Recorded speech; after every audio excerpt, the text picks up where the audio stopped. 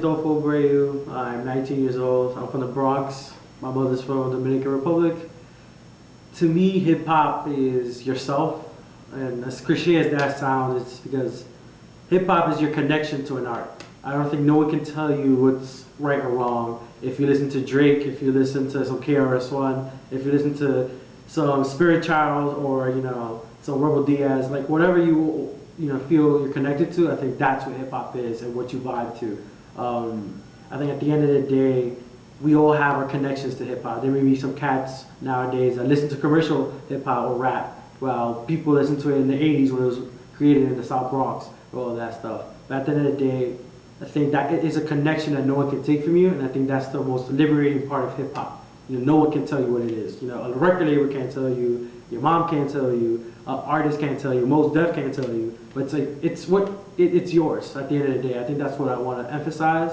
That no one can tell you. It's your own connection, because you can see it. People's iPods, they can have a variety of things, and that's like what it is. Whatever speaks to you lyrically, emotionally, what's in the words, that's how you feel connected, and that's how you feel grounded. And I think that's the most liberating part of hip hop. It's like you literally take a pen and write your way out, and whatever you're feeling, it just goes to the paper. And that, I think, as listeners of hip hop, that we have that same choice of like listening and like feeling connected to what it is.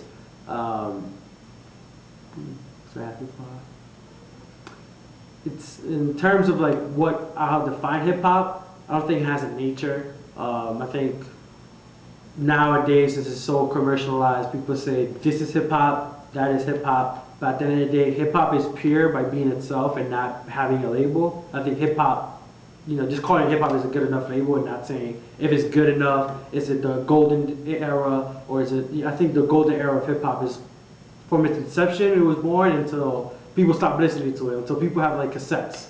It's like 2050, like, yo, look at this. Do you remember this? People used to listen to that. I think that what the art form is. I think no one can take it away from you, and I think no one can people can add on to it. That's what's beautiful about it too. I may not like